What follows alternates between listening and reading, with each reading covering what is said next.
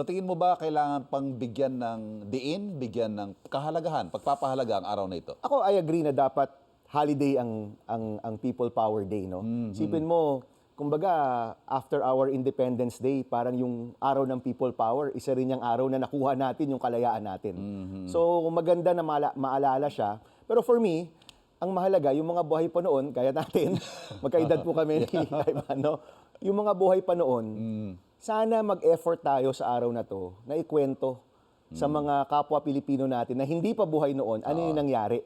Kung ano mang side ka, di ba? Whether nandun ka mismo sa EDSA, or wala ka sa EDSA, o naguguluhan ka, hindi mo alam kung ano yung nangyayari, pero nagmamasid ka dun sa mga nakikita mo, maganda sa araw na ito, ikwento natin, what was your experience, ano yung nangyari nung mga araw na yon noong Pebrero 1986. Nakita ko, 40 years, sabi mo nga, ano yun, yung Kung pinanganak. pinanganak in 86, 40 years old na ngayon, pwede nang tumakbong presidente. Exactly. Mas marami ng Pilipino ang hindi buhay noong EDSA. Tama ba? Tama. Mas maraming Pilipino ang hindi nabubuhay noong EDSA Revolution. Yes, correct. Di ba? Minority na yung nandoon.